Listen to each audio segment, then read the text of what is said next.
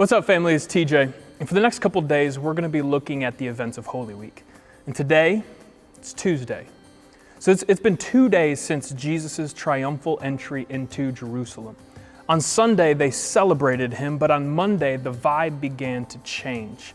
He cursed a tree on the way to the temple for failing to produce fruit, and then he gets to the temple and he turns over the tables and he casts out the money changers and he rebukes the religious leader. And so when Tuesday comes around, the tensions are already pretty high. Really, the events of Tuesday show us how different the world that Jesus lived in was from our world. In Jesus' world, there's corruption and political division and racism and tension between classes and economic issues and, oh wait, actually that's pretty relevant to the world that we live in today. See, Israel was being ruled by the Roman Empire at that time, and they believed that a Redeemer was coming. They believed that one was going to come that was going to set them free and was going to make them a political and economic and a social power once again, just like in the days of King David. But Jesus was a little bit different. See, the crowds maybe celebrated Jesus because they thought maybe he could be this guy, but for the religious leaders, it was a little more complicated than that. See, their positions kind of put them in a good standing with Rome. They were wealthy, they were powerful, they had kind of learned to control the people for their own self-interests. And so for them, Jesus posed as a threat to their way of life.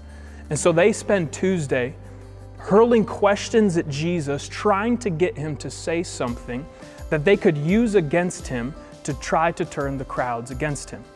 And so they ask him things like, by what authority do you perform miracles? And by what authority did you cast out the money changers from the temple? And Jesus essentially tells them, listen guys, I'm not going to play your games. You're going to have to try harder than that.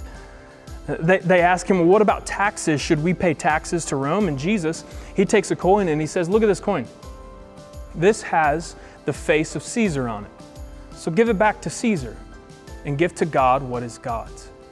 This widow, she comes into the temple and she basically puts a penny in the temple offering, and all the religious leaders are sticking their nose in the air and they've got their arms folded and they're looking down upon her, and Jesus looks at them and says, you guys think you're so great because you give out of your wealth, but this woman is better than all of you because she has given everything that she has.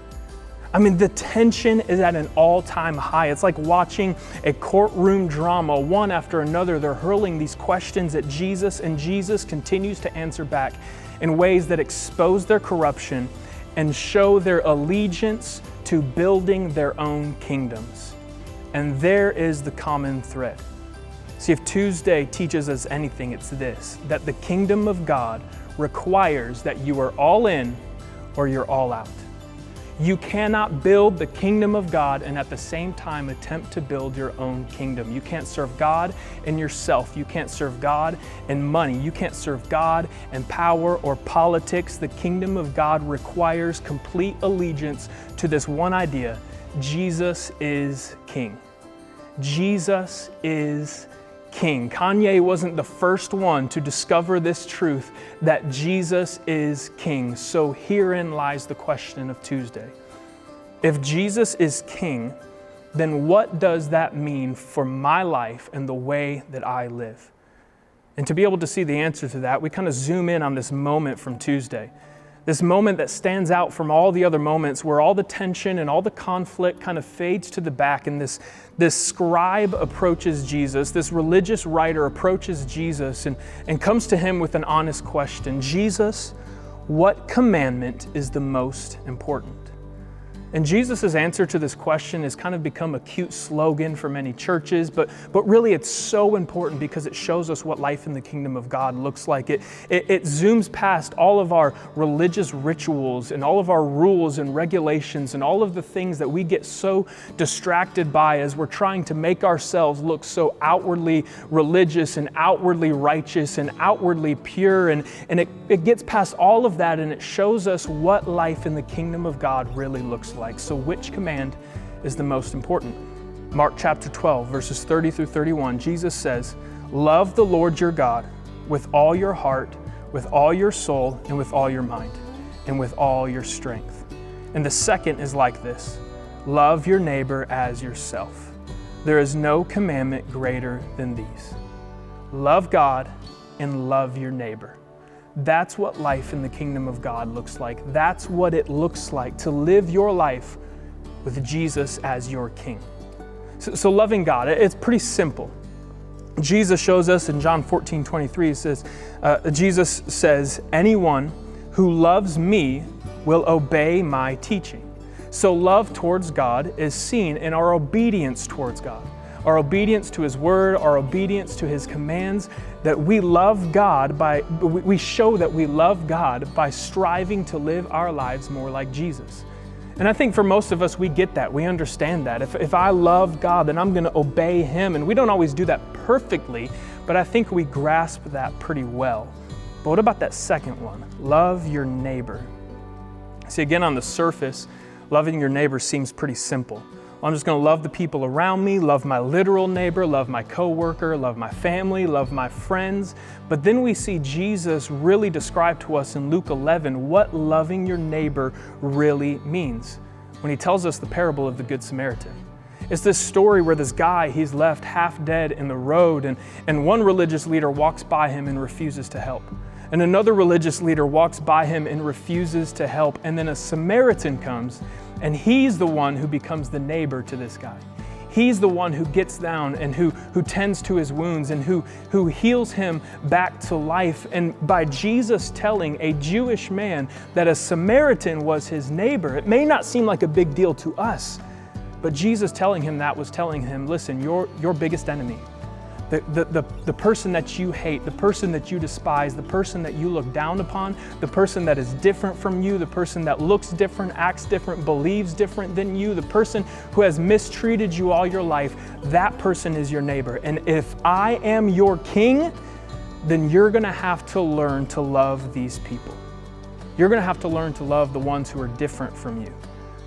The ones who think different or believe different than you do, the ones who maybe don't vote for the same political party that you vote for, the ones that maybe don't hold the same positions that you hold at work or have the same type of homes that you have, the ones who have mistreated you or despised you, or maybe even the ones that you have grown up looking down upon them your entire life. Those are the people that we are called to love.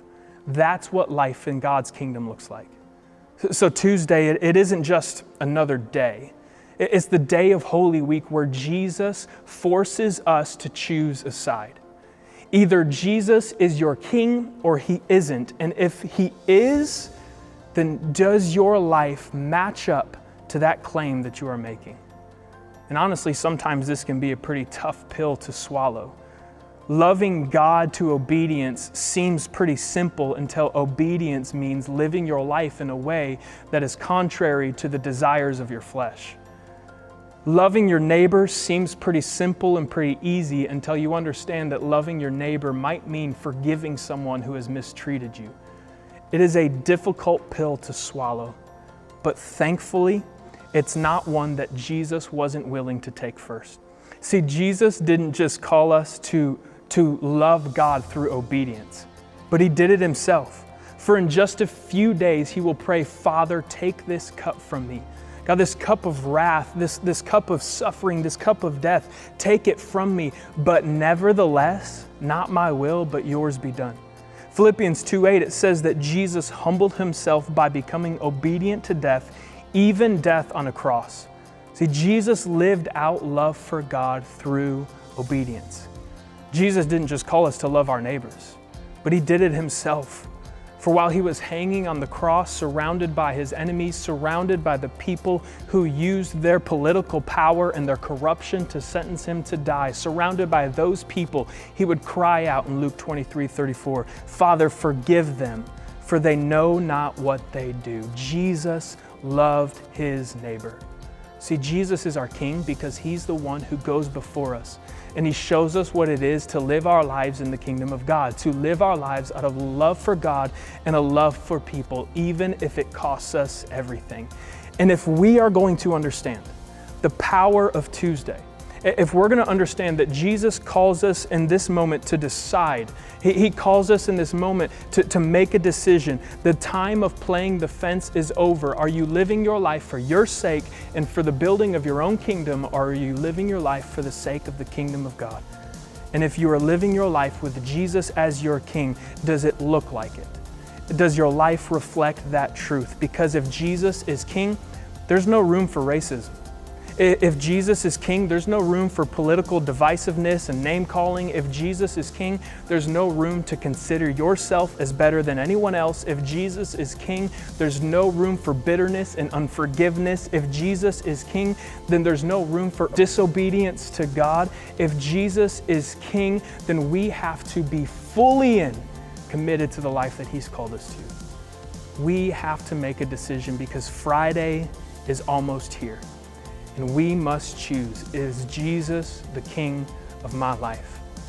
So as Tuesday comes to a close, Jesus, He goes up to the mountain with His disciples, and overlooking the temple, He describes to them these events that are coming that foreshadow the destruction of this corrupt temple. And in so doing, He shows us that whether we like it or not, whether we're on board or not, Jesus, the kingdom of God, is here. The kingdom of God is coming because Sunday is coming. And on Sunday, everything is going to change.